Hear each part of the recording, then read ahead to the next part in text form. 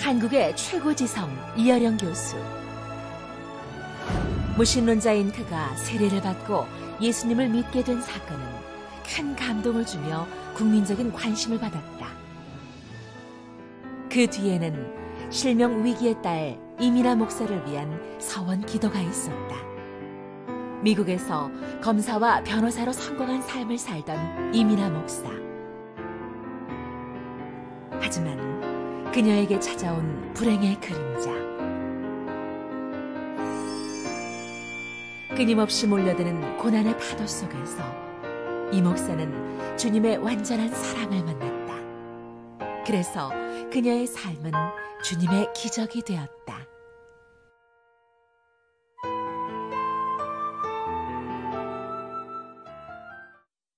네, 이민아 목사님 오셨습니다. 네, 어서 오세요. 목사님 반갑습니다. 안녕하세요. 반갑습니다. 안녕하세요. 반갑습니다. 네.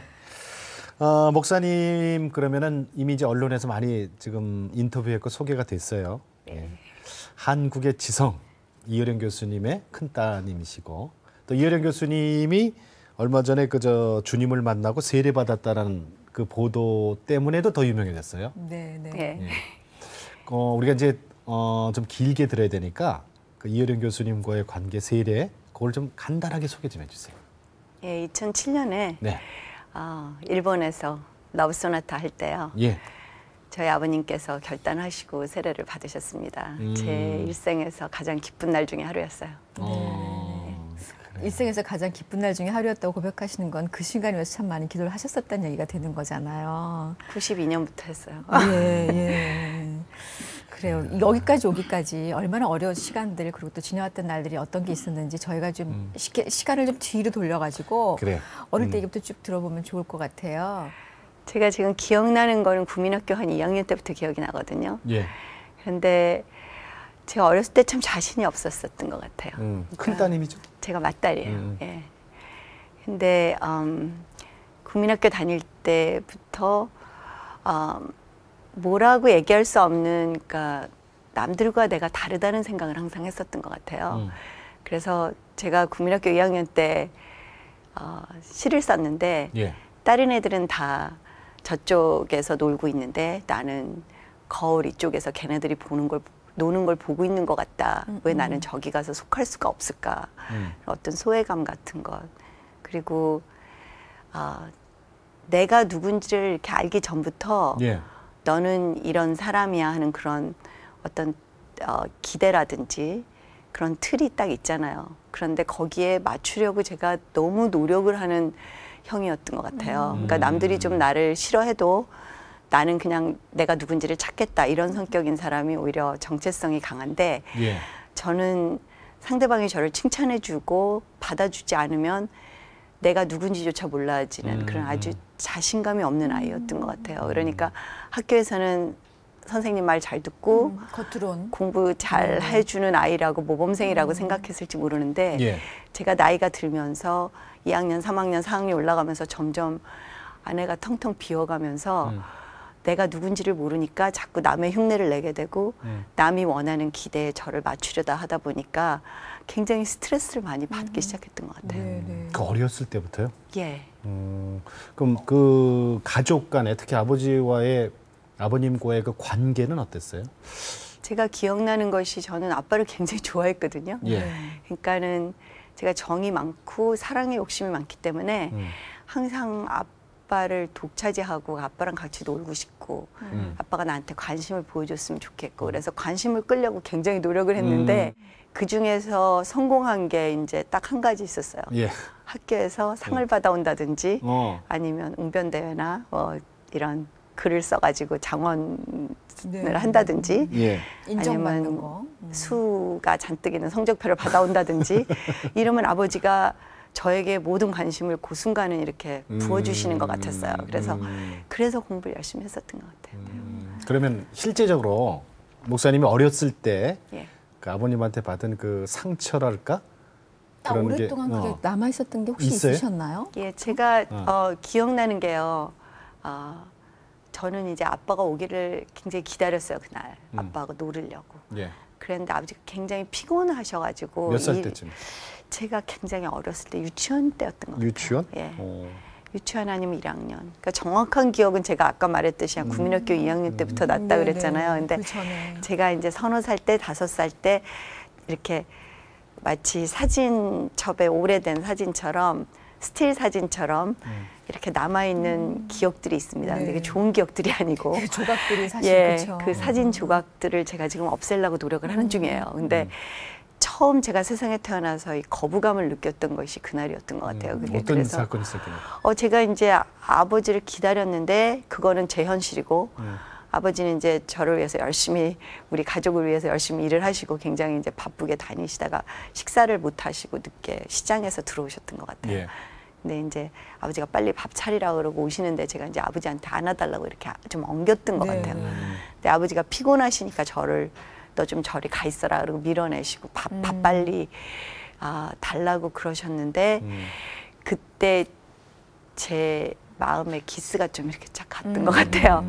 무안하기도 하고 내가 이렇게 중요한 존재가 아니구나 아빠한테 그런 어떤 거부감이 들어온 것이 이 다가가는 것이 없어졌던 것 같아요. 그러니까 가서 안긴다든지 아니면 아빠 나랑 놀자 하던 게 점점 적어지다가 제가 국민학교 한 4, 5학년이 돼서는 거의 아버지에게 그런 시도를 안 하기 시작하면서 저절로 나는 내가 나를 행복하게 해야 된다. 나는 이 세상에 아무도 믿을 사람이 없다 하는 그런 어떻게 생각하면 좀 앙큼한 그런 생각을 하면서 제가 스스로 어머니 아버지에게서 저를 멀리 떠나가게 했던 것 같아요. 목사님, 요 자그만 사건이지만 예. 요거를 지금 이어령 교수님이 아세요?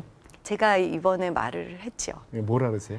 아버지께서요. 참 저는 이제 정말 어렸을 때 그리고 제가 대학교 때 또 아이들 낳아서 기를 때 그리워했던 아버지의 사랑을 하나님께서 이번에 아주 원도 한도 없이 부어주시고 그래요? 저희 관계를 완전히 회복해 주셔서 대화가 되는 것 같아요. 그래서 참 행복한데 이런 얘기를 그냥 할 수 있는 게 저는 못했었거든요, 전에는. 예. 근데 아버지 내가 이랬었어요 했을 때 저희 아버지가 그때 내가 몰라서 그랬지. 내가 알았으면 정말 안 그랬을 텐데 내가 널 정말 사랑했는데 하시면서 저희들 사이 모든 오해가 풀리면서 저도 또 아버지가 사랑 안 해서 그런 게 아닌데 내가 그 많은 시간 동안 아버지에게서 나를 이렇게 멀리한 나도 잘못이구나 하고 회개하게 하시고요. 관계 회복을 지금 정말 시켜주시는 것이 가장 감사해요.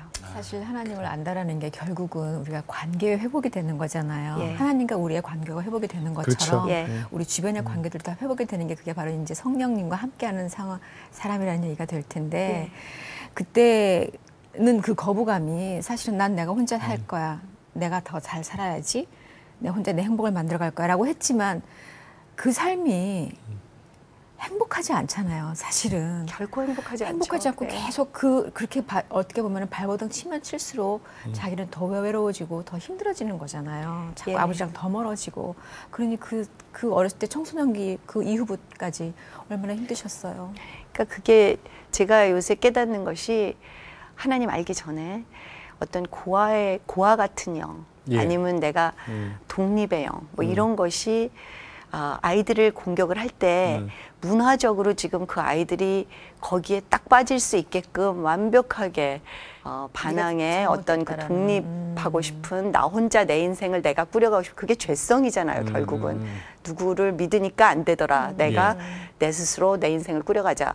공부 열심히 해서 내가 원하는 삶을 내가 한다 하는 것이 그 당시에 음악이라든지 아니면 이 문화적으로 요만한 불씨를 그냥 완전히 그 크게. 화산 불이 되게 맞아, 네가 맞아. 아버지 어머니 믿을 거 없어. 제가 그때 참 좋아했던 밥 딜란이라는 가수가 네. 있었는데요. 예, 예, 예. Times they are changing. 지금은 변하는 시대다 이런 노래가 있었어요. 제가 영어를 잘 못하면서도 번역을 해가면서 그걸 열심히 들었는데 어머니 아버지 도와줄 수 없으면 우리를 방해나 하지 말고 비키십시오. 뭐 이런 굉장히 반항적인 그 60년대 미국의 그 히피 문화가 저의 그 상처를 통해 가지고요. 확 저의 인격을 지배하기 시작했던 것 같아요.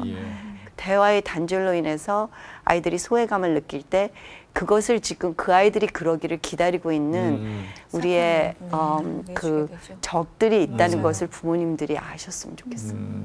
맞아요. 목사님, 네. 그래서 청소년기를 보내고 예. 대학을 남들은 4년 다니는 거를 3년 만에 졸업하셨어요? 제가 좀 바빴습니다. 조기 졸업하셨어요? 대학교 올라가면서도 내가 이걸 정말 원하나 하는 생각을 해본 적이 없는 것 같아요. 항상 나는 남보다 잘해야 돼. 나는 남보다 1등 해야 돼. 남들이 4년에 졸업하면 나는 3년에 하고 싶어. 이런 어디서 나오는지도 모르는 경쟁심에 스스로 굉장히 쫓기는 삶을 살았던 것 같아요. 결혼은 그래서 네. 돌팍으로 어찌 보면 결혼을 일찍 하신 거예요? 그러다가 제가 대학교 들어가니까요. 예. 갑자기 제 안에서 긴장 상태에서 제가 모르고 있었던 그 영적인 혼적인 이런 그 허무함이 막 저를 사로잡기 시작하는 제가 대학교 1학년 때 그게 굉장히 심하게 왔어요. 거의 우울증 비슷하게 갑자기 내가 왜 살아있나, 내가 지금 왜 뭐를 하고 있는가 하는 그런 회의가 들기 시작하면서 제가 그때 사랑을 하고 싶다 하는 그런 욕망이 생겼던 것 같아요. 그러니까 너무 어떤 그 목표만 정해놓고 그렇지. 끊임없이 나를 볶다 보니까 그 모든 것들이 사실 예. 거기에 사랑이라는 게 이렇게 들어가면서 같이 가야 되는 거잖아요. 예. 근데 완벽하게 빠져 있다가 너무 목마른 거였죠. 예. 사실 사랑하고 싶지만 그 마을에는 난 사랑받고 싶어란 말이 포함되어 있는 거죠. 그렇죠. 그게 더 큰 거죠. 예. 그게 막 사랑을 하고 사랑받고 근데 싶은. 아니 사랑받고 싶어요, 그죠? 사랑받고 싶어요. 근데 그것도 결혼하고 바로 연결을 시켜버렸단 말이에요. 제가 대학교 1학년 때 네. 처음 만났어요. 5월에 예. 대학 축제 때. 예. 정말 몇 달 안에. 그리고 남자하고 손 잡아본 게 처음이었고요. 처음이고. 데이트한 것도 처음이었고요. 그 남자가 잘해줬어요?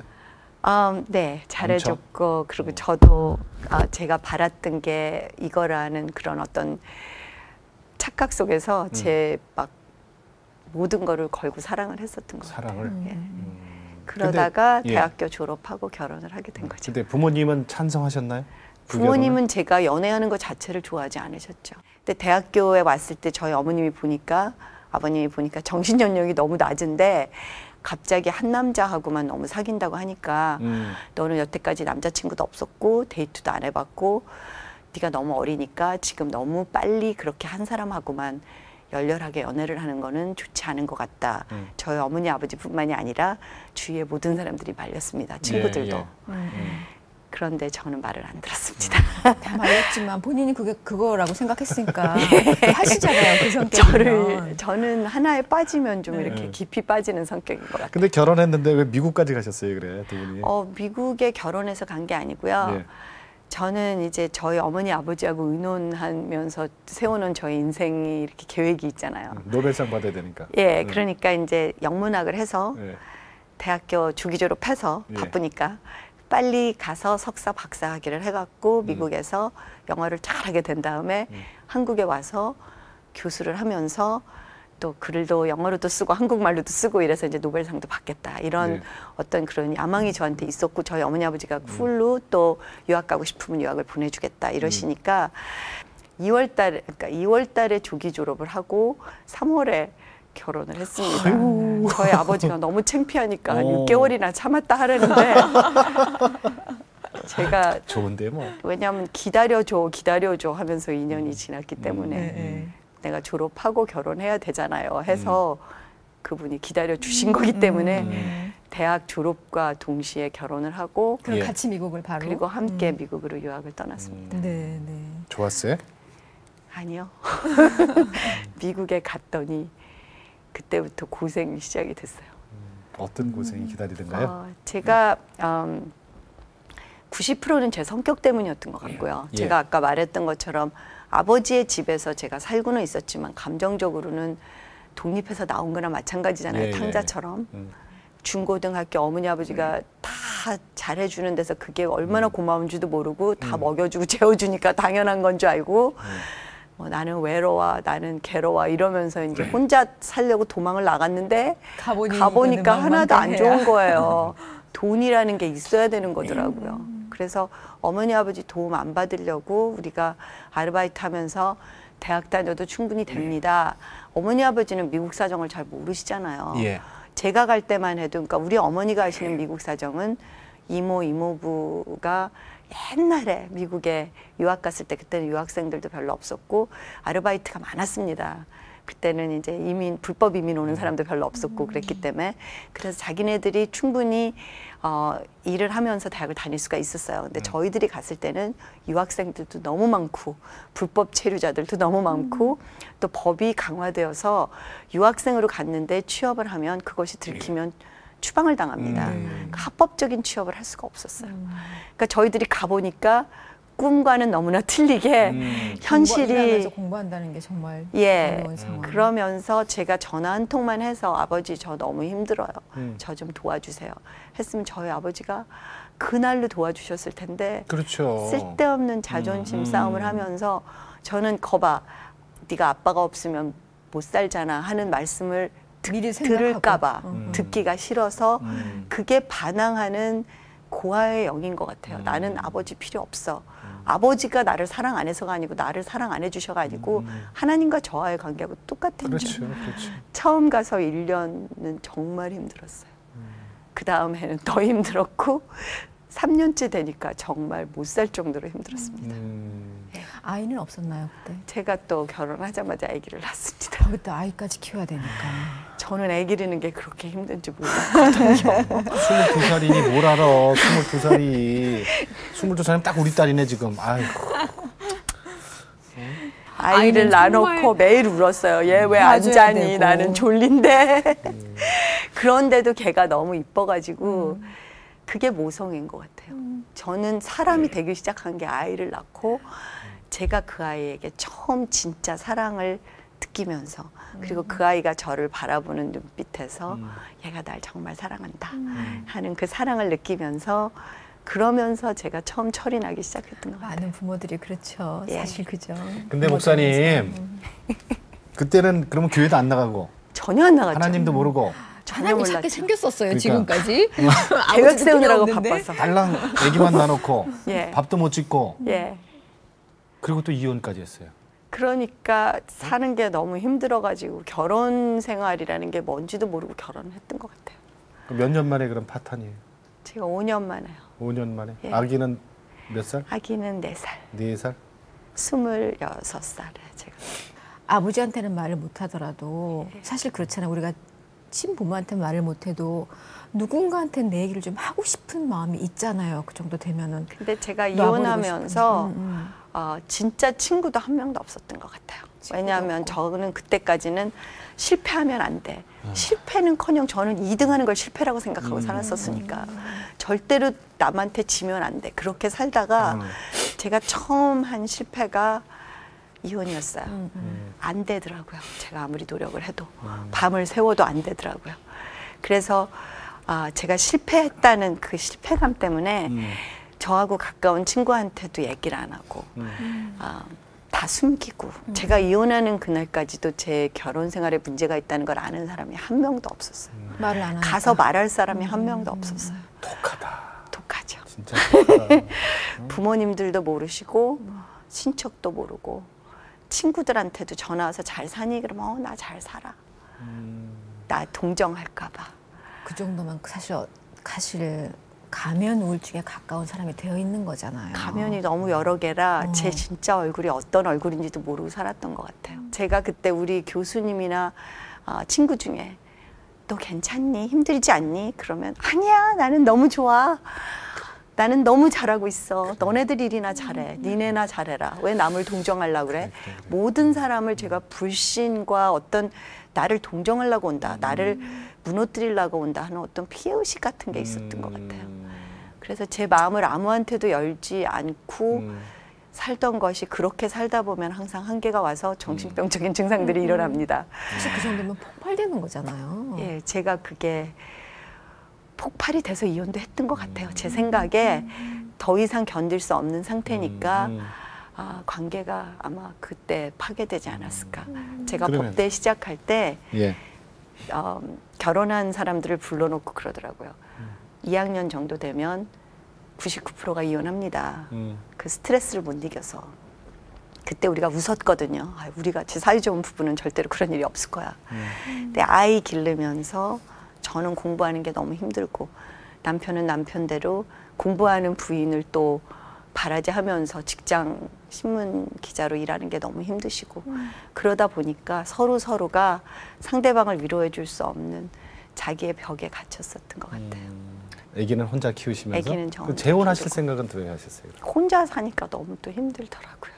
경제적으로도 힘들고. 경제적으로도 미국에서 여자 혼자서 아이를 기르면서 산다는 것이 변호사인데도 굉장히 힘이 들었고요. 그때 변호사였어요? 제가 이제 결혼하기 1년 전에 변호사가 됐어요. 변호사? 그런데 힘들고. 풀타임으로 일을 해야 음. 아이를 기르고 집도 마련하고 사는데 풀타임으로 일하면서 아이를 기르면서 저 혼자 가장이 된다는 것이 저는 그렇게 힘든 거를 몰랐어요. 굉장히 힘들더라고요. 맞벌이 해도 힘든 사회가 미국 사회거든요. 그분은 어떤 분이에요? 재혼하신 분? 변호사였어요. 변호사? 네. 법대 선배였어요. 네. 교회는 그때까지는 안 나가죠. 절대로 안 나갔죠. 그분도 교회 안 나가는 나가신 사람들을 분이셨네. 둘 다 안 나갔고 교회 나가는 사람들은 다 패배자들, 약한 사람들, 우리는 강한 사람들 이런 착각 속에서 살았습니다. 언제 그럼 약한 사람이 되셨어요? 제가 약한 사람이라는 걸 깨달은 네. 것이 32살 때, 만 32살 때 재혼한 지 3년 만에 둘째 아이 가지고 둘째 아이를 가졌을 때 이 아이를 낳을 자신이 없더라고요. 제가 그때 그렇게 혼자 괜찮다 그러면서 거짓말하면서 그때 가면을 바꿔 써가면서 32년을 살다가 완전히 막바라지까지 아마 다다랐던 것 같아요. 외롭고 지치고 힘들고 제가 사는 게 겉으로 보기는 너무 좋아 보이는데요. 그리고 항상 웃고 행복하다고 거짓말하고 다녔는데 하루가 끝나고 아이 잘 재우고 숙제하라고 야단치고 해서 하루 일과가 끝나면 너무너무 피곤한 거예요.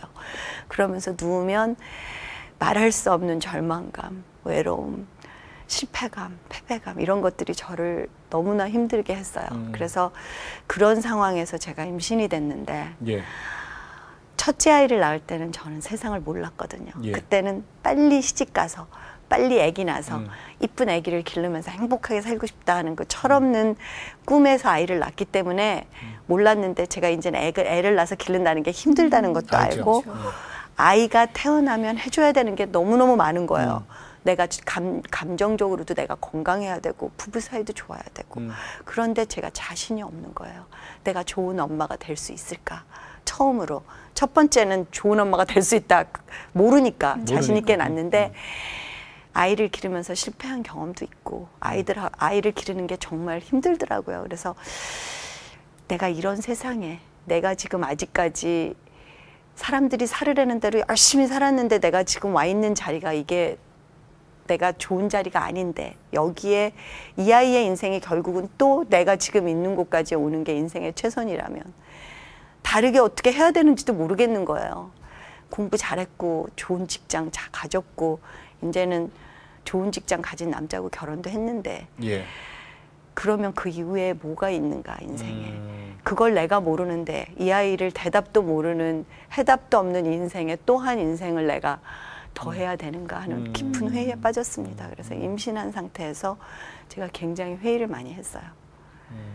아이한테 안 좋지 않아요? 그게 아이한테 좋았을 리가 없죠. 네. 엄마가 그 마음이면. 그때 그럼 교회를 가게 됐나요?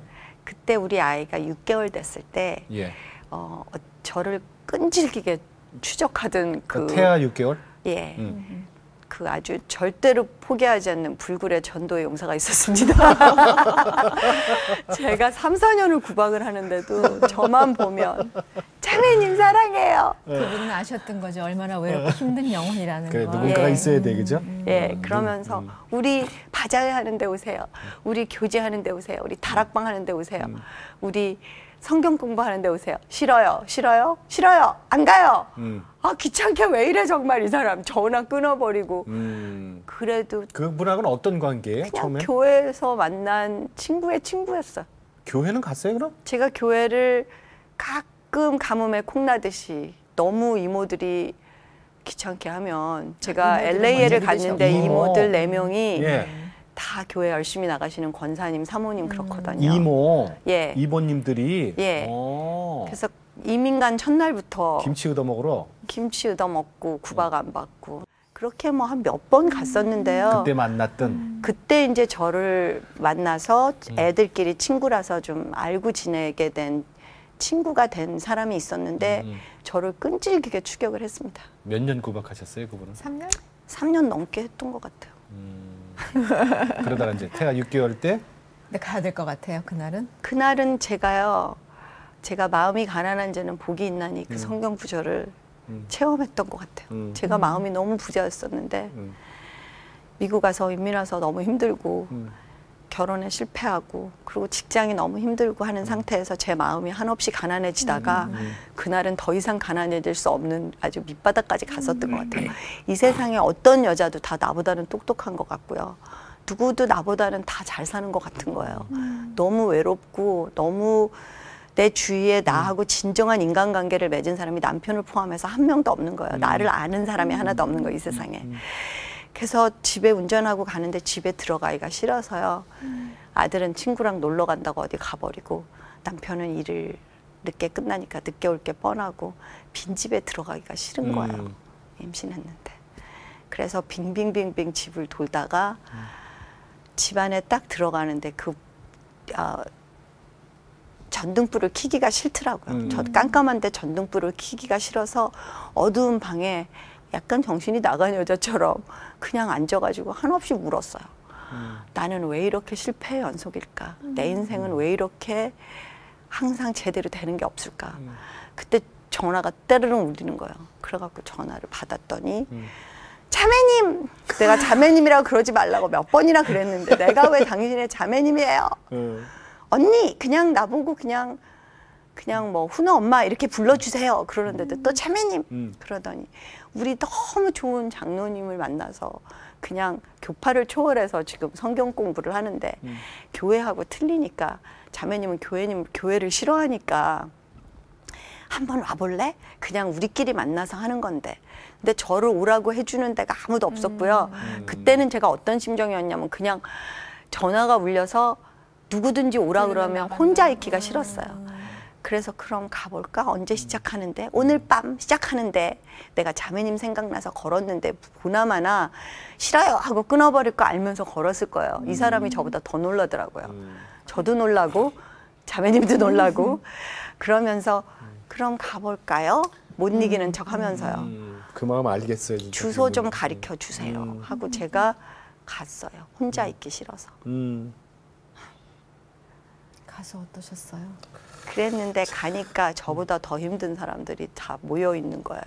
다 나보다 난 줄 알았는데. 다 나보다 힘들어하는 여자들이 전부 거기서 모여가지고 얘기하는데 나는 괜찮은 척하고 또 다 남의 얘기를 한참 들어주는데 저 사람은 한 번도 본 적이 없는 사람들한테 무슨 저렇게 자기 힘든 얘기를 고주할 미주할 다 할까 그러다가 나도 하고 싶다 하고 부러운 마음이 드는 거예요. 그래서 내 순서가 됐는데 나도 모르게 나중에 보니까 그게 성령이었던 것 같아요. 저도 막 울면서 세상에 태어나서 처음으로 저는 목표를 딱 정하고 아버지 어머니 하라는 대로 여기까지 열심히 달려왔는데 내 손에 잡혀지는 게 아무것도 없습니다. 너무 허무합니다. 그리고 그날 제 인생의 실패담을 처음으로 남면서 나 지금 아기 가졌는데 이 아이를 낳을 자신도 없고 어디 가서 위로를 받아야 될지도 모르겠고 그렇습니다. 그랬더니 잘 오셨습니다. 지금 이 장소가 정말 잘 오셨습니다 하면서 다들 저를 전도하려고 막 덤비는데 제가 잠깐만요. 좀 조용히 이렇게 이 선에서 좀 지금은 그만했으면 좋겠습니다 하면서 제가 마음이 다시 팍 닫혀버렸어요. 그런데 6주 동안 제가 지금 생각하니까 사람이 한 것이 아니라 저를 창세기 전부터 자녀 삼으시려고 결정하신 하나님께서 이 일을 시작하신 것 같아요. 그때 인간 1991년에. 이민아란 존재가 그때부터 이제 무너지기 시작하는 거네요. 그 장로님이 저보고 예.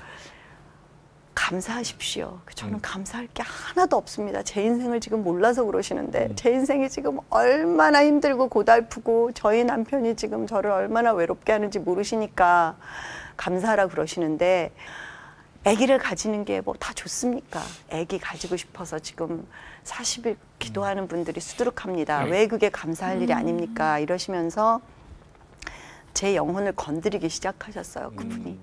그분이 성령의 사람이었던 것 같아요. 하나님의 사람이셨는데 그분 안에 있는 생명 때문에 말씀이 살아나면서 4주째인가 되었을 때 그러므로 우리가 옛사람을 벗어버리고 새 사람을 입어야 된다고 했을 때 제가 이걸 벗을 수 있으면 정말 벗어버리고 싶다.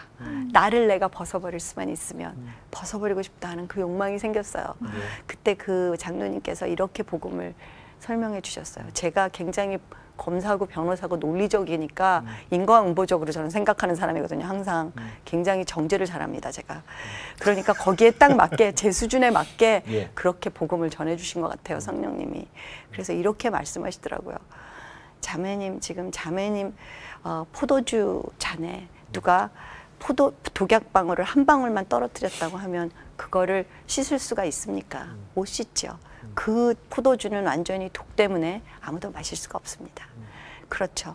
지금 죄 한 방울만 들어와도 우리의 인생은 그렇습니다. 그렇군요. 이걸 내가 그동안 빼려고 그렇게 노력했던 게 바로 그거군요. 그게 실감이 가는 거예요. 그러면서 그런데 죄를 졌으면 벌을 받아야 되지 않습니까? 그렇죠. 당연하죠. 더군다나. 저는 검사니까. 그런데 만일 지금 검사시니까 일을 하는데 어떤 사람이 사람을 죽였는데 그 사람 괜찮아. 그리고 그냥 풀어주면 되겠습니까? 안 되죠. 절대로 안 되죠. 그 사람은 죄의 대가를 치러야죠. 그러면 그 한 방울 때문에 그 포도주는 다 쏟아버릴 수밖에 없지 않습니까? 맞네요. 그러네요. 그러니까 지금 이 상태에서 그 포도주를 어떻게 좀 여과해서 마실 수 있는 포도주로 만들려는 이 노력을 이제 그만하십시오. 이 포도주는 죽어야 됩니다. 쏟아 부어야 됩니다. 그리고 새 포도주를 부어야 합니다. 그게 예수님이십니다. 이렇게 복음을 말해주셨어요.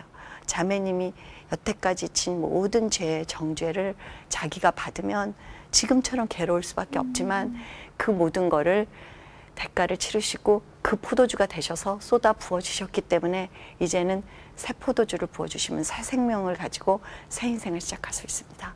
그게 저에게 무지하게 유혹이 왔습니다.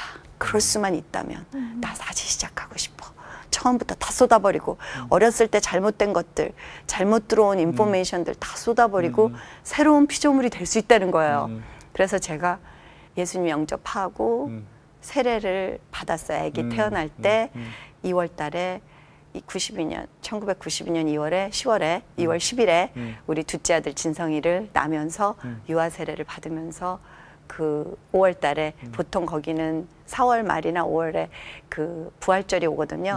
그 해에는 4월 말이었는데 올 초인지는 제가 기억이 안 납니다. 그런데 그 부활절 일요일 날 우리 아들하고 저하고 같이 세례를 받고 거듭남의 씨가 들어왔습니다.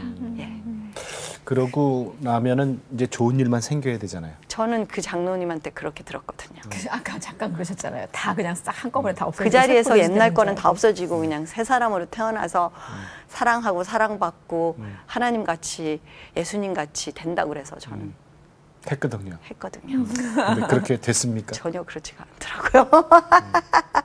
처음에 제가 구원 받자마자 처음 일어난 일이 아이를 젖을 먹이고 있는 중이니까 여기 조금 목이 붓는데 검사를 못 했었어요. 근데 많이 붓길래 갔더니 별거 아니고 암도 아니고 아무것도 아닌데 요만한 종양이 있는데 떼어내든지 약을 먹든지 해도 된다고 그러더라고요. 그래서 그러면 아이를 젖을 먹이는데 약을 먹으면 안 좋을 테니까 그냥 떼어내죠 하고 쉽게 생각하고 마취를 하고 수술을 들어갔는데 깨어나 보니까 상상할 수조차 없는 아픔 때문에 숨도 쉴 수 없을 정도로 그렇게 아팠어요. 나중에 얘기를 듣고 보니까 수술을 해서 목을 열어보니까 그 당시 이제 의학으로는 이 스캔으로는 나타나지 않는 갑상선암 중에서도 가장 악성 갑상선암 걸리면 한 6, 7개월 안에 죽는 임파선으로 퍼지면 그 자리에서 항암 치료를 할 수가 전혀 없는 굉장히 특수한 이 암은 갑상선 호르몬에서만 자라고요. 보통 일어나는 그 이유도 다른 갑상선암이나 다른 암처럼 여러 가지 스트레스나 이런 게 생기는 게 아니라 방사능에 노출되었다는 어떤 특별한 아주 특수한 암이었어요. 저를 수술해줬던 유대인 의사였는데 자기는 하나님을 안 믿는 사람이다. 자기는 유대교지만 자기 어머니 아버지는 하나님을 믿지만 자기는 안 믿고 좋은 대학에 가서 자기가 의과 의사가 됐기 때문에 자기가 하나님이라고 생각하고 살았대요, 그때까지.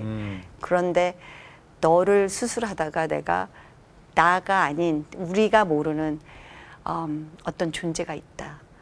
그 존재가 이 사람을 지금 지켜주고 있다 하는 것을 깨달았다는 거예요. 그래서 왜 그러냐 그랬더니 제 갑상선 안에 암이 너무나 꽉 차가지고요.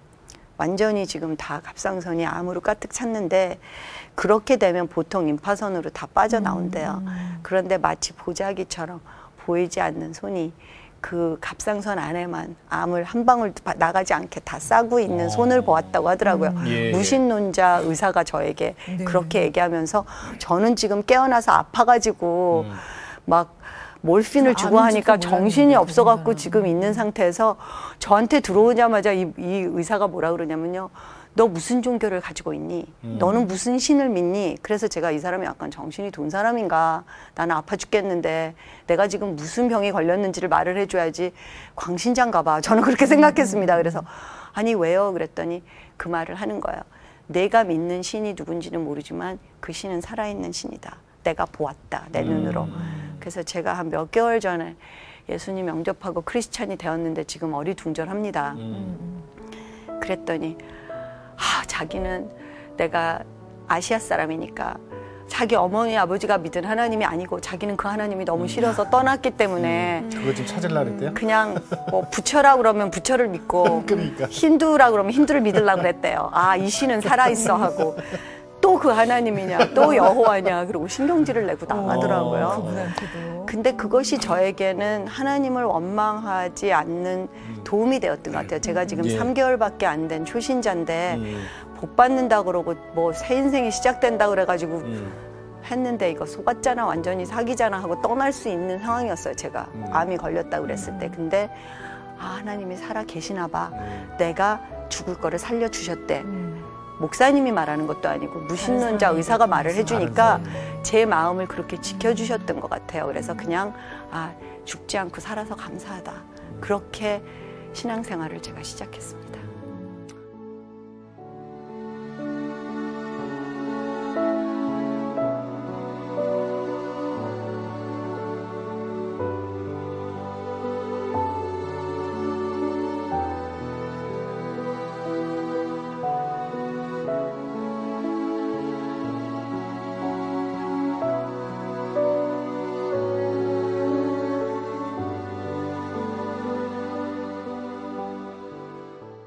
아버지와의 관계 회복이 어떻게 됐는가? 예, 제가 먼저 하나님 아버지와의 관계가 회복이 되어서 구원을 받고요. 예. 사랑을 받는 존재로 다시 거듭나고 나니까요. 제 눈에서 비늘이 떨어지면서 여태까지는 사랑이 아니라고 생각했던 것이 사랑이었다는 것을 보기 시작했어요. 그래서 제가 사랑을 못 받은 게 아니라 여태까지 사랑을 거부했었다는 것을 깨닫게 하시고 그래서 제가 먼저 아버지에게 사랑으로 다가가게 그리고 사랑을 받는 딸로 다시 제가 아버지에게 다시 다가가게 하나님이 그렇게 하시기 시작하셨습니다. 2005년부터요. 복음의 원리인 것 같아요. 아멘. 저는 실패하고 그리고 직장이 너무 힘들고 하는 상태에서 제 마음이 한없이 가난해지다가 그런 상황에서 제가 임신이 됐는데 이 아이를 낳을 자신이 없더라고요. 그렇게 혼자 괜찮다 그러면서 거짓말하면서 그때그때 가면을 바꿔 써가면서 32년을 살다가 완전히 막바라지까지 이걸 벗을 수 있으면 정말 벗어버리고 싶다. 처음에 제가 구원 받자마자 처음 일어난 일이 가장 악성 갑상선암 걸리면 한 6, 7개월 안에 죽지 않고 살아서 감사하다. 그렇게 신앙생활을 제가 시작했습니다.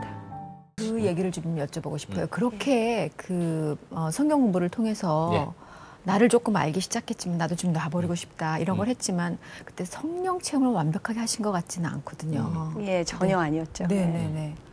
그 성령 체험의 시간이 있으셨을 거. 그래서 지금 오늘이 왔을 것 같아요. 예. 제가 92년에 영접하고 LA에서 그 나성에서 신앙생활을 시작을 했어요. 교회 다녀야 된다 그래서 교회 찾아서 다니고 그런데 그 전까지는 저는 변화는 하나도 없었던 것 같아요. 그냥 복이나 받고 싶고 우리 아이가 좋은 학교 가서 좋은 직장 가져서 사는 거 그게 인생의 목표였거든요. 그래서 이제 큰아이가 중학교 들어갈 때가 될 때 세리토스로 이사를 가면서 세리토스에 있는 교회를 찾아야 되는데 그때 제가 나는 큰 교회는 싫어. 나는 신방 오는 교회는 싫어. 나는 시끄러운 교회는 싫어. 뭐 싫은 교회가 많았어요. 그래갖고 조그맣고 얌전하고 예. 나 참견 안 하고 네. 귀찮게 안 하는 교회는 다녀야 되니까 그게 구원 무슨 교회예요? 받았으니까 그게 무슨 교회입니까? 그런 교회를 좀 가르쳐 달래니까 어디 예. 있다고 한 사람이 가르쳐 줬어요. 그런 교회가 있더라고요. 그런 데가 있대요? 근데 주소를 잘못 가르쳐 줬어요. 그래서 걔가 말한 주소를 하면 그 파이오니어라는 길가에 있대는데 예.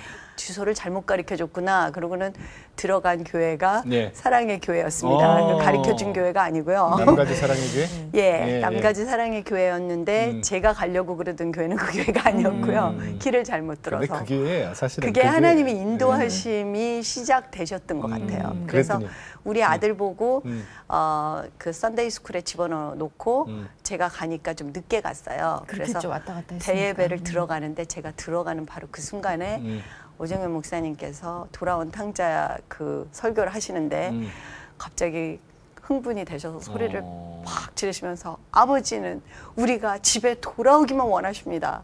하시는데 마치 저한테 하나님께서 나는 네가 돌아오기를 여태까지 기다렸다. 난 네가 오기만 기다린다. 그렇게 말씀하시는 것처럼 제가 그냥 울기 시작했습니다. 그러면서 나도 집에 가고 싶다. 나도 아버지 집에 가고 싶다. 좀 쉬고 싶다.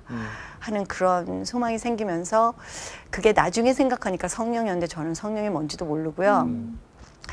그냥 아버지 집에 온 것처럼 편안하고 찬양이 너무 좋고 그래서 친구가 내가 가르쳐달라고 그러는 교회는 아니었는데 교회가 시끄럽고 크고 그리고 신방도 오게 생겼더라고요. 근데 그냥 제가 강압적으로 그 메시지가 너무 좋고 찬양이 너무 좋아서 10년 동안 말씀 양육 또 찬양에 대해서 가르쳐 주시고 정말 좋은 교회를 하나님께서 인도해 주셨는데 제가 오정현 목사님한테 정말 감사한 것 중에 하나는 목사님 설교도 너무 좋고 목사님이 양육도 잘해 주셨지만 양들이 배고플까 봐 시시때때 정말 장로교에서는 듣기 힘든 강사님들을 과감하게 초청하셔서 저희들에게 성령과 그 교파 초월 교파를 초월하셔서 그렇게 때를 따라서 꼴을 먹여 주셨어요. 그 중에서 저에게 하영조 목사님이 이제 그 게스트 스피커로 오셨다가 저의 인생이 바뀌는 그런 94년 9월에 엄청난 성령 체험을 하게 하셨고 그런데 그때 저는 정말 그렇게 강한 에너지처럼 하나님이 임재하실 수 있다는 걸 그날 처음 체험했어요. 성령이 뭔가 되게 좋은 것 같다. 그때 하 목사님이 이렇게 말씀하셨어요. 우리 교회가 너무 열심히 모든 걸 하는데 마치 비행기가 활주로를 막 달려가는데 더 빨리 달려가고 더 빨리 달려가고 더 빨리 달려가고 하는데 이게 뜨질 않는다는 거예요. 그런데 하와이에서 성령 체험을 하고 나니까 그냥 이게 떠서 날아가니까 힘이 들지도 않고 그냥 사역이 되더래요. 그래서 나도 저거 하고 싶다. 그 소망이 저에게 생겼어요. 그래서 그날 온 사람들은 제 생각에 성령 체험을 다 한 것 같아요. 너무나 강하게 휘오리 바람처럼 그날 제가 방언도 받고 성령 체험을 했는데 얼마나 좋은지요.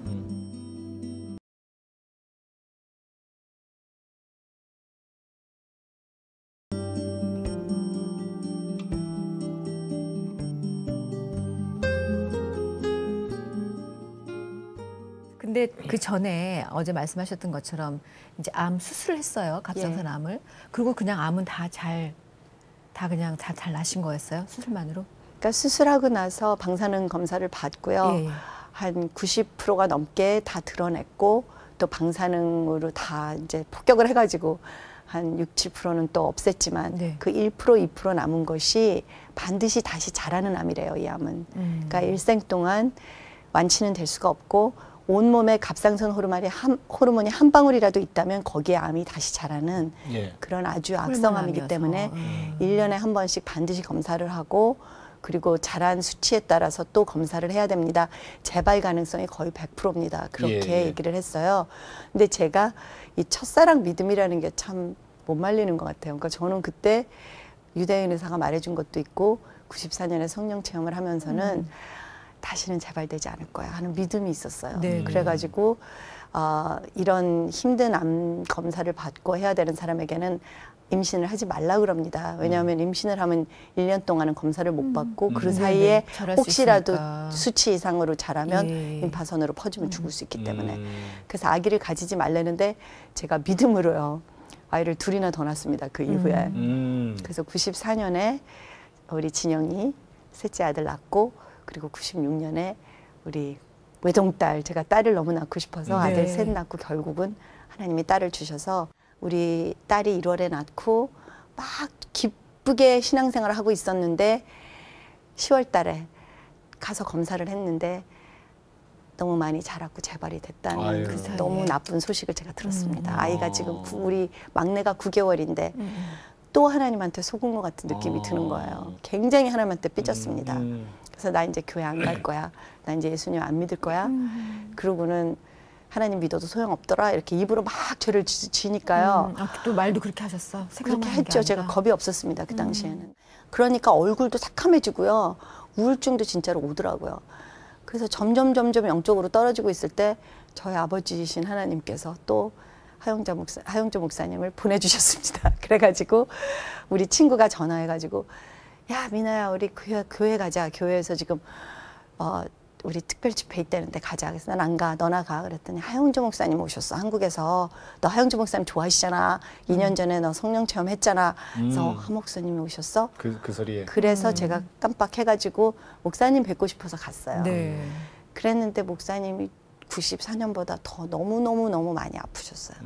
그래서 제가 그때도 이제 특별 새벽 기도였는데 새벽 기도를 갔는데 가슴이 아플 정도로 많이 아프셨어요. 그래서 강단에 이렇게 기대 서셔서 겨우겨우 말씀하실 정도로 제가 지금 많이 아픕니다. 그러시는데 제가 목사님도 아프시구나.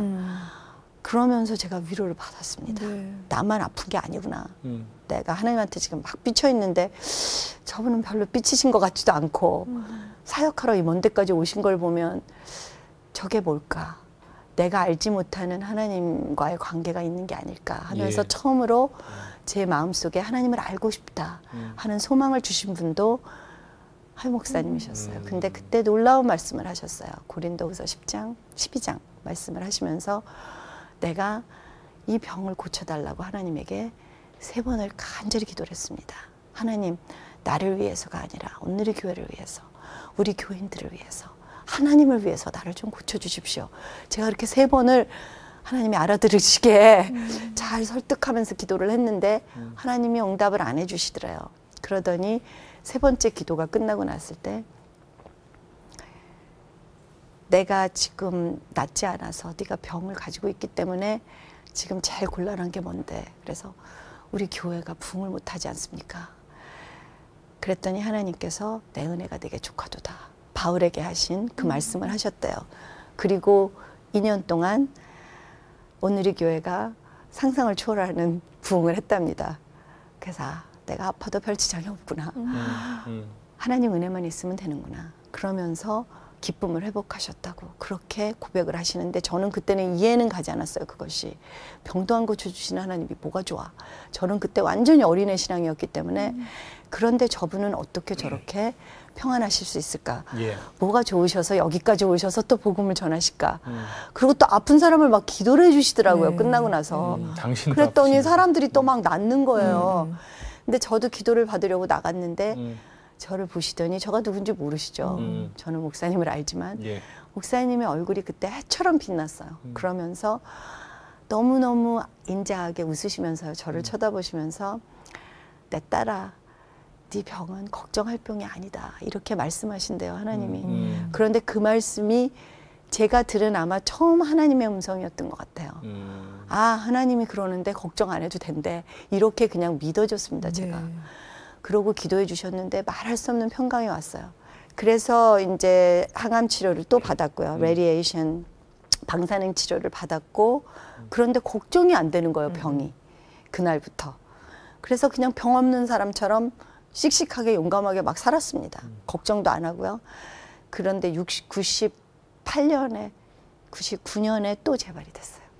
그때 그냥 그 상태로 있다가 그때는 이제 방사능으로 없을 다 때고 죽여버렸는데 또 자랐어요. 3년 만에 또 재발이 됐어요. 그래서 99년에 또 재발이 됐을 때는 많이 힘들었어요.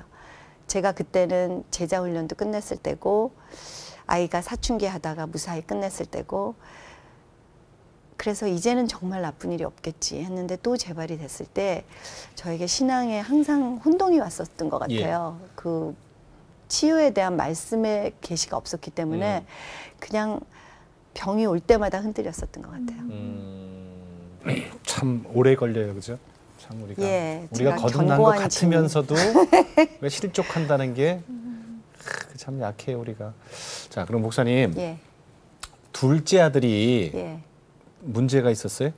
예, 제 둘째 아들이 제가 92년에 낳고 5년 동안은 참 신나게 길렀는데요. 재밌게. 유치원에 들어가면서부터 학교에 적응을 못하기 시작하는데 정도가 점점 심해지는 거예요. 그래서 국민학교 3학년 이후로는 학교에를 거의 보낼 수 없을 정도로 심해져서요. 국민학교를 5번을 옮겼습니다. 왜 이유가 뭐죠? 처음에는 진단이 제대로 나오지가 않았는데 아이가 전혀 집중을 하지 못하고 학교 규칙을 전혀 따르지 못하는데 말을 안 듣는다고 생각하고 자꾸 야단을 쳤어요. 근데 어떤 이제 선생님께서 얘가 그냥 말을 안 듣는 것이 아니라 과잉 행동, ADD가 있는 것 같습니다. 다른 무슨 의학적인 문제가 있는 것 같습니다. 근데 제가 너무 화를 내고 처음에 한 1년은 말을 듣질 않았습니다. 우리 애가 천재인데 그렇지, 우리 아들 이 사람이 그럴 수가 없지. 어디다 대고 우리 내 아들이 학업 장애, 행동 장애가 있다고 하나 그래서 받아들이질 않았는데 저의 교만으로도 도저히 부인할 수 없는 현실이 점점 더 심해지면서 아이가 전혀 공부를 배우지 못하고 제가 아무리 야단쳐도 변하지 않고 해서 병원을 다니기 시작했습니다. 국민학교 3학년 때부터. 그랬더니 의학적으로는 안 돼요? 가서 검사를 했더니 어떤 의사는 과잉 행동이라 그러고 어떤 의사는 조울증이라 그러고 전부 모르는 거예요. 그러고 약은 안 먹이고 싶은데 너무 심하니까 의사가 약을 먹이라고 과잉 행동을 고치는 약을 하나 줬습니다. 근데 이 약을 먹였더니 아이가 우울증 증세가 생기는 거예요. 우울증은 없었거든요. 그 제가 얘가 지금 갑자기 막 살고 싶지 않다 그런다. 국민학교 3학년짜리가.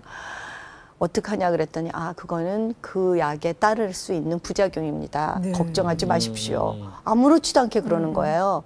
그러더니 그럼 어떻게 합니까? 그랬더니 그럴 경우에는 우울증 약을 또 처방을 해드립니다.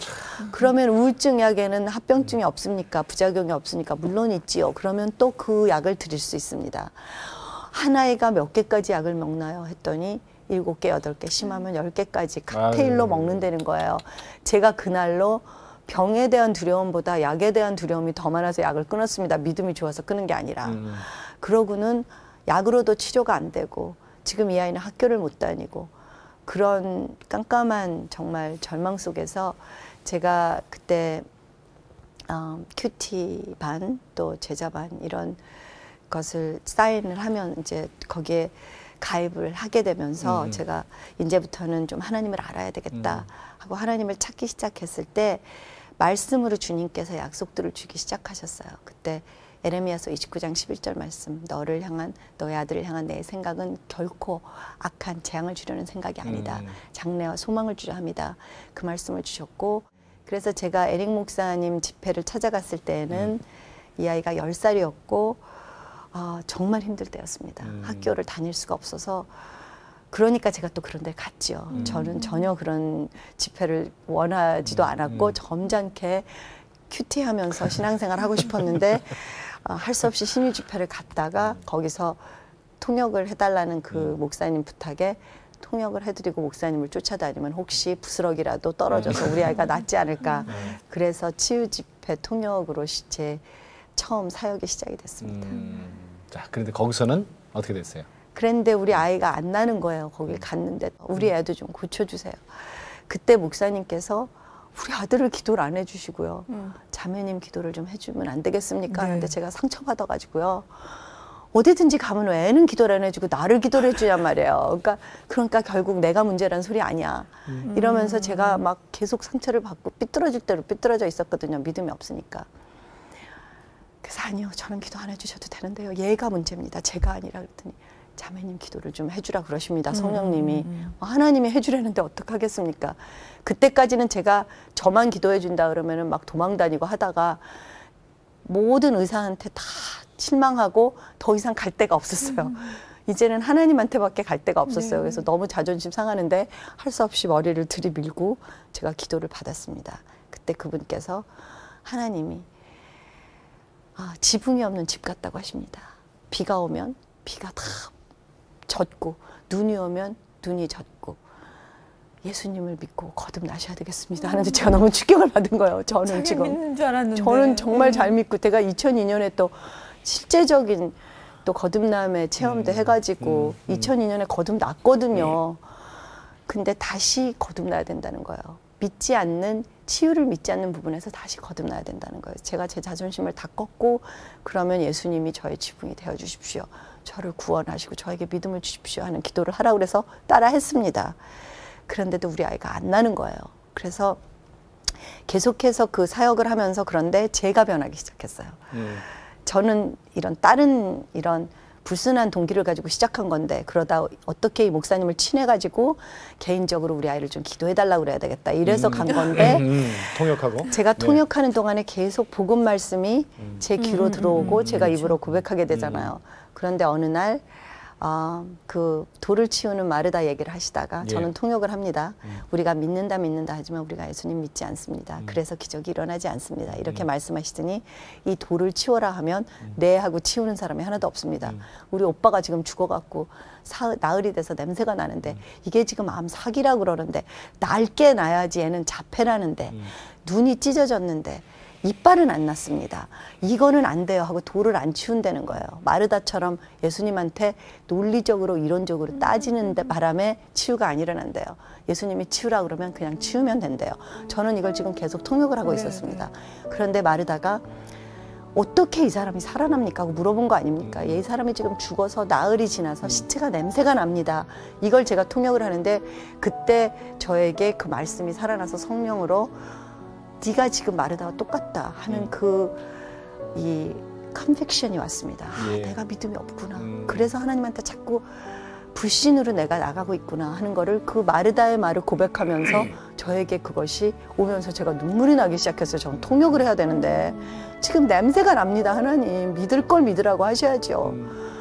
그런데 그 다음 성경 말씀이 목사님께서 하신 말씀이 마르다야 하는데 저한테는 미나야 이렇게 들렸습니다. 내가 믿으면 하나님의 영광을 보리라. 내가 믿지를 않으니까 나의 영광을 못 본다. 제가 그걸 통역을 못하고요. 내가 믿으면까지 통역을 하고 그 자리에서 쓰러져 버렸어요. 그 말씀의 능력이 너무 저를 압도해서.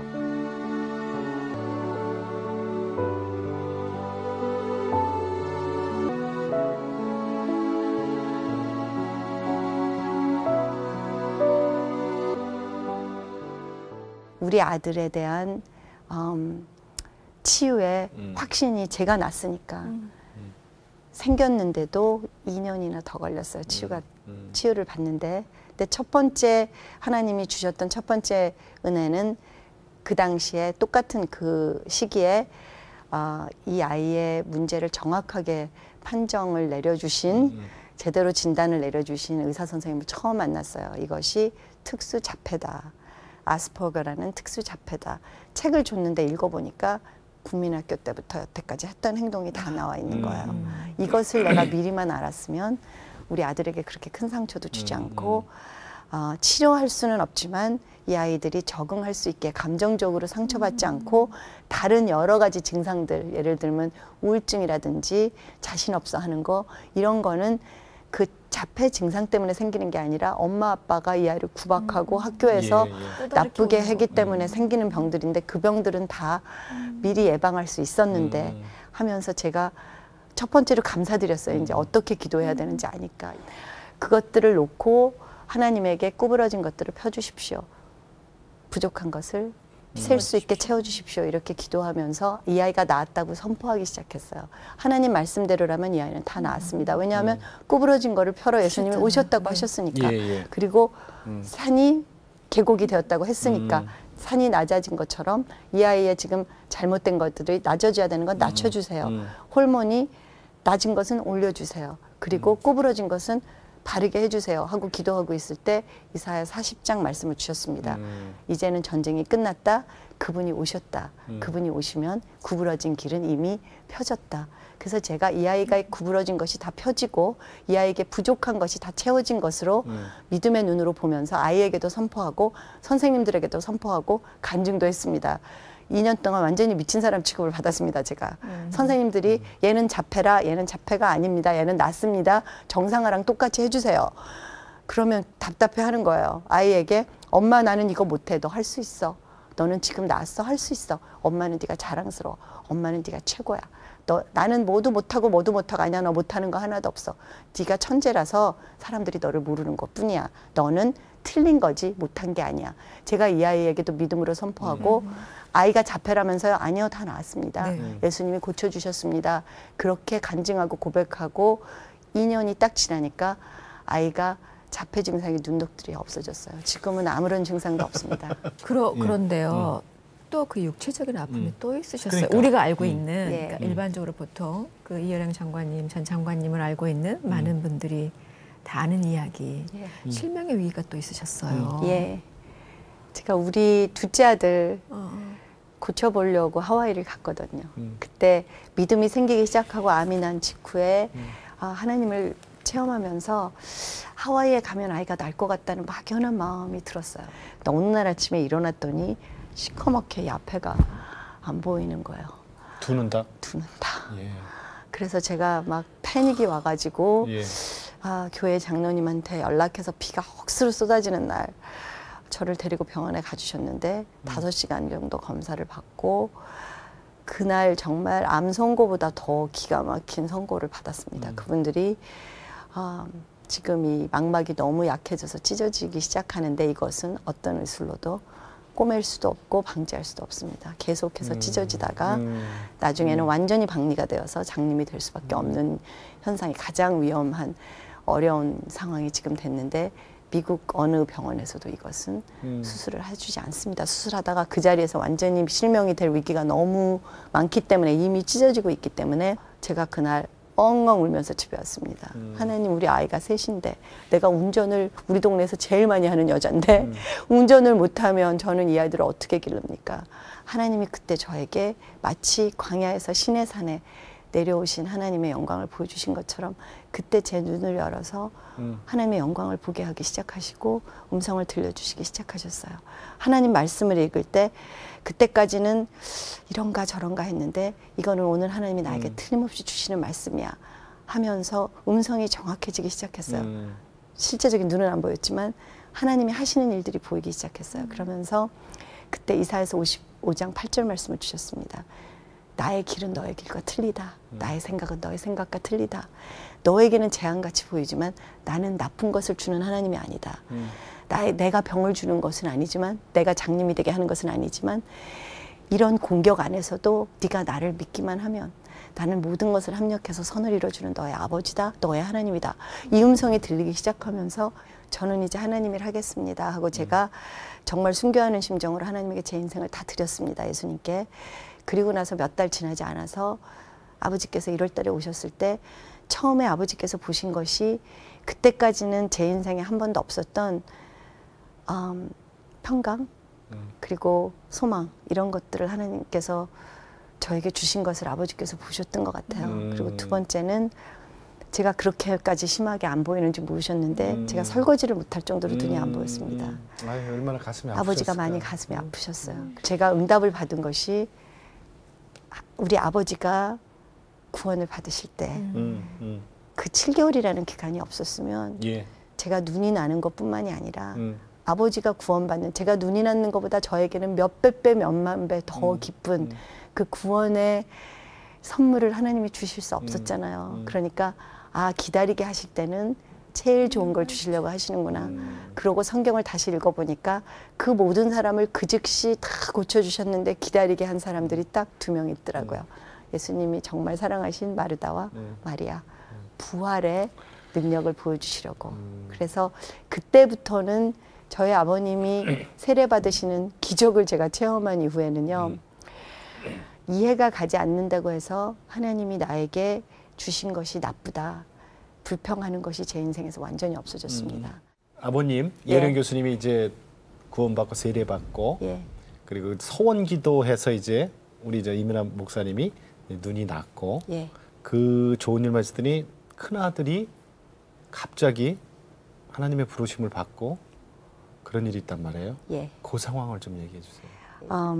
갑자기 감기 기운이 있는 것 같다 그러더니 약 먹고 와서 쉬라고 그랬는데 룸메이트들한테서 지금 갑자기 얘가 혼수 상태에 빠졌습니다. 응급실로 가니까 빨리 오세요 하는 정말 청천벽력 같은 소리를 제가 목요일이었어요. 그날이 8월 16일. 2007년. 또다시 제 인생이 바뀌어지는 그런 전화 한 통에 사람의 인생이 바뀌어지더라고요. 그래서 정신없이 뛰어갔더니 아이가 혼수 상태인데 그냥 자고 있는 것 같이 너무 편안해 보이는 거예요. 그런데 중추신경 하나가 그냥 갑자기 이유도 없이 멎어버렸는데 박테리아도 아니고 바이러스도 아니고 기생충도 아니고 술 먹은 것도 아니고 마약한 것도 아니고 우리 의학으로 밝힐 수 있는 모든 검사를 다 했는데 결과를 못 찾았어요. 어떠셨어요 그때는? 그때는 말로 표현을 할 수가 없었죠. 믿겨지지가 않았어요.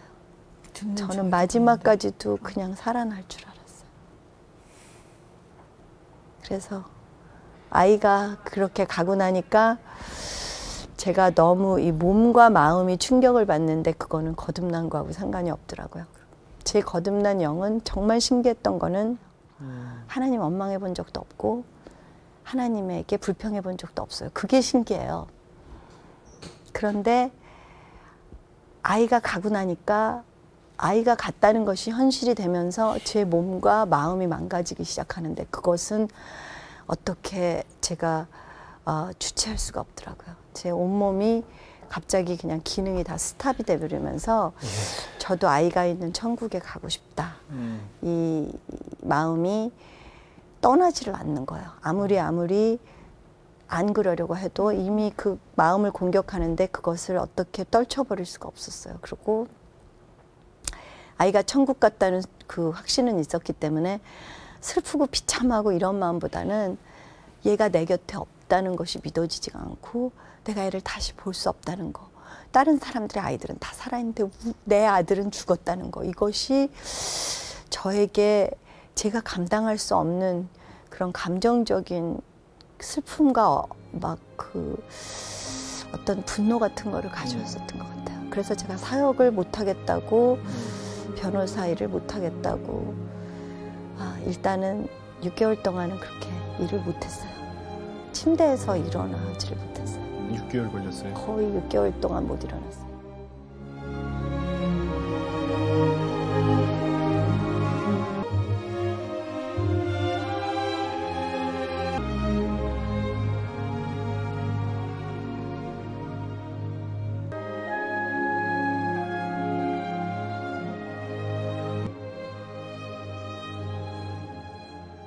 삶에서 사람들이요, 그죠? 참 여러 가지 다양한 체험들을 하고 주님께 가까이 가고 그러는 것 같아요. 그런데 목사님은 그게 참 다양하게, 참 많이 깊게, 참 많은 체험을 하셨어요. 체험이 있어야만 변하는 부분들이 많아서 그랬던 것 같아요. 검사 생활 하시다가 예. 변호사로 바꾸게 된 예. 계기가 있어요? 예. 예. 제가 검사를 하면서 굉장히 생활이 안정이 되어 있었기 때문에 검사는 한 번 되면 절대로 은퇴할 때까지 끝내질 않습니다. 이 사람들이 공무원이기 때문에. 저도 그럴 거라고 생각했어요. 그리고 10년이 지나면 연금이 나오거든요. 예. 근데 제가 10년이 채워지기 한 몇 달 전에 몇 달 전에. 예, 2002년 2월에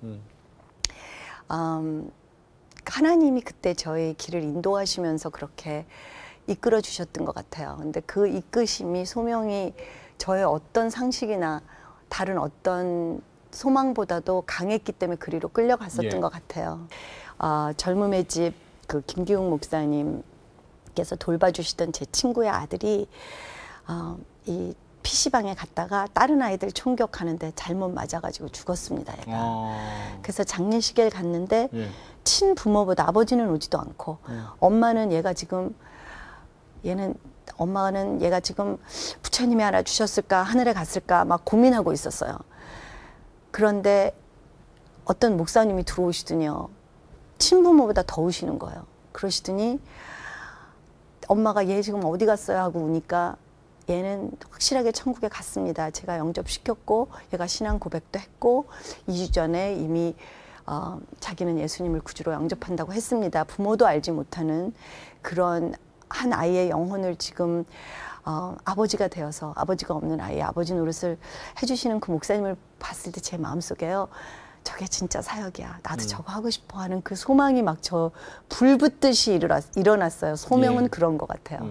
그것이 제 모든 다른 것을 불태워버리듯이 강했기 때문에 제가 자석에 끌리듯이 그 목사님에게 가서 저도 목사님 하는 사역을 돕고 싶은데 저는 지금 검사입니다.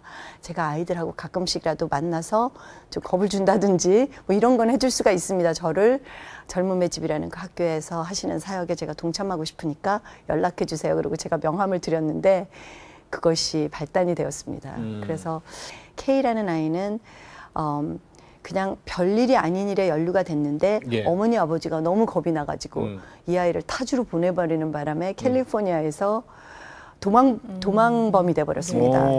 그러니까 이 어머니 아버지가 아이를 데려올 수도 없고 어떻게 할 수도 없는 상황에서 법을 모르니까 이를 키웠네요. 예, 그래서 힘드는 과정에서 김기용 목사님에게 가서 변호사를 좀 하나 소개시켜 주십시오 했는데 김 목사님께서 크리스찬 변호사를 찾으시다가 제가 생각이 나서 명함을 꺼내서 저한테 전화가 오신 거예요. 그냥 막무가내로 그러시는 거예요. 이 아이들에게 소명이 있다면서요. 그러면 그거 직장 그만두고 가십시오. 뭐 이런 사람이 있나. 아니 나는 지금 밥 벌어먹고 살아야 되는데 직장을 그만두고 하나이 때문에 가라면 그럼 어떡합니까? 그랬더니 그래갖고 사역 못합니다. 나는 지금 다 내려놓고 우리 가정이고 뭐 다 내려놓고 사역합니다. 가서 이 아이를 봤더니 제 인생이 바뀌어버린 거예요. 이 아이의 눈을 보니까 이 아이가 땅끝의 아이였어요. 땅끝에 있는 아이. 예수님의 그 아이에 대한 사랑. 나는 이 아이 때문에 죽었다. 이 아이를 데려와라. 내 집으로 데려와라. 제가 거기서 완전히 사람이 인생이 바뀌는 순간이 있는 것 같아요. 제가 거기 인디아나에 가서 이 아이와 이야기를 하다가 도저히 이해할 수 없는 제 안에 있는 제가 낳은 아이에게도 느껴본 적이 없는 제가 한 것이 아니라 제 안에 있는 예수님이 이 아이에 대한 사랑이 쏟아져 나오는데 제가 예수님을 처음 만난 것 같아요. 그날 사역을 하면서만 만나지는 예수님이 있습니다. 그 아이들을 가슴 아파서 나는 이 아이 때문에 또 죽으라면 또 죽을 수도 있다 하는 그 십자가의 사랑, 피 흘리시는 예수님을 제가 보면서 예수님 어떻게 할까요? 그럼 어떻게 할까요? 예수님 원하시는 대로 하세요. 나 예수님 원하시는 거라 무엇이든지 하겠습니다 하는 사역자의 소명에 대한 그 예스라는 그 대답을 하는 순간이 있는 것 같아요. 그것이 저는 순교의 시간이라고 생각해요. 그 내가 죽는 것. 이제는 내가 산 것이 아니라 예수님이 사셨으면 좋겠다. 이 아이들을 살리는 게 이 세상에 내가 누릴 수 있는 어떤 연금보다도 내가 살고 싶은 어떤 인생보다도 이것이 더 중요하다. 이렇게 물이 포도주가 되는 것처럼 사람이 거듭나는 순간이 있는 것 같습니다. 제가 인디아나에서 케빈이가 저를 구원한 것 같아요. 얘는 나중에 감옥도 안 가게 되고 하나님이 정말 프로베이션 잘 집행유예 잘 끝나게 하셔서 온 가족이 회복되고 아버지와 아들이 회복되고 이 아이가 회복되고 그러면서 이 가족이 지금도 저를 만나면 변호사님이 우리 가족을 구했습니다. 그러는데 저는 아닙니다. 당신들이 저를 구했습니다. 케빈이를 구하러 갔다가 거기서 케빈이를 구하러 가신 예수님을 제가 처음 만났습니다. 예수님은 땅끝에 낮아진 곳에 아무도 가고 싶어 하지 않는 곳에 가시더라고요. 그렇게 만난 땅끝의 아이들을 책으로 엮으셨어요. 예. 그런데 또 신기한 건 하나님께서 말씀해 주신 것처럼 이 책을 통해서 또 아까 잠깐 말씀해 주셨지만 많은 사람들이 또 위로를 받고 또 주님을 더 만나고 그렇게 되잖아요. 또 약할 때 강함 주신다는 말이 정말 맞는 것 같은 게요. 제가 요새 사역을 안 하려고 그러다가 한 곳에를 가서 간증을 하고 왔더니 건강이 좋아지더라고요. 그 저희 어머니 아버지도 쟤는 간증을 해야 건강이 좋아진다 그래서 간증을 시켜주시거든요. 제가 시작하기 전까지 제대로 서 있지도 못할 정도로 아플 때 시작을 했는데 그날 사람들이 은혜를 제일 많이 받았던 것 같아요. 저는 무슨 소리 했는지도 모르는데 그래서 이번에 제가 이 책도 그렇고 제가 요새 하는 집회들도 그렇고 정말 하나님의 자녀는 실패라는 게 없구나. 양들을 지켜주시는 목자만큼보다 더 많이 내 딸이니까 오셔서 지켜주시겠지. 그리고 내 인생엔 이젠 좋은 일만 남겠지 하는 그 시편 23편을 마태복음 11장 11절로 제가 다시 썼습니다. 자, 우리가 이틀 동안에 걸쳐서 이민아 목사님 그 간증 뜨거운 은혜를 함께 네. 나누고 있어요. 이제 마지막 질문 하나 드릴게요. 예. 기도 제목을 예. 말씀해 주시면 함께 중보하고 나누겠습니다. 제가 네. 사역을 하면서요. 여태까지는 그렇게 목마름을 못 느꼈는데 이제는 정말 로마서 8장에서 말하는 하나님의 아들들의 영광이 나타나서 지금 죽어가고 썩어가는 이 피조물들이 예. 하나님의 아들의 영광이 나타나는 것을 지금 기다리고 있다고 했잖아요. 그 하나님의 영광이 우리 교회를 통해서 하나님의 아들들인 우리 교회를 통해서 세상의 빛으로 나타났으면 좋겠습니다. 제 개인적으로도 제가 사역자로 이제는 헌신했으니까 저에게 너무 힘든 사람들이 많이 오는데 정말 이제는 제가 좀 죽고요. 육신이 제 안에 있는 예수님이 100% 나타나셔서 예. 너희 나를 믿는 자는 내가 하는 일도 하고 나보다 더 큰 일도 할 거라고 한 그 진정한 제자로 거듭났으면 좋겠습니다. 아멘. 그리고 저는 하나님의 몸된 교회들을 정말 사랑합니다. 그 종파에 상관없이 하나님은 예수님을 보내셨을 때 예수님의 몸된 신부 우리 교회를 만드시려고 보내신 거잖아요. 그래서 서로 교회 간에 예수님의 신부로서 사랑하는 사랑이 넘쳐나서 저희들이 하나 됐으면 좋겠습니다. 그래서 교회가 정말 서로 사랑하는 것, 덮어주는 것, 노아의 첫 번째 두 아들처럼 아버지가 잘못한 것을 덮어주는 아들 세대, 그리고 아들들의 앞날을 위해서 그 지팡이에 기대서까지 그 축복하는 야곱의 아버지의 세대, 이렇게 말라기 4장 6절에서 말하는 아버지의 마음이 아들에게로, 아들의 마음이 아들에게로 돌려지는 정말 하나님의 예수님의 몸된 교회, 우리 신부된 교회가 능력받고 빛을 받아서 이사야서 60장 예. 1절처럼 이제는 세상을 비춰주는 교회가 되는 것을 제가 보고 예. 천국에 갔으면 좋겠습니다. 아멘. 네. 그래요. 고맙습니다. 목사님만의 기도 고맙습니다. 제목은 아닐 것 같아요. 정말 우리가 다 같이 해야 할 기도 제목인 것 같습니다. 이틀에 걸쳐서 정말 저에게 그냥 주님의 얘기를 해주셨는데 우리 그 안에서 주님을 또 만나게 전해주셔서 정말 감사드립니다. 정말 고맙습니다. 네. 저희도 감사합니다. 함께 중보하겠습니다. 네. 감사합니다. 네, 고맙습니다. 고맙습니다. 네, 이민아 안녕히 목사님이었습니다.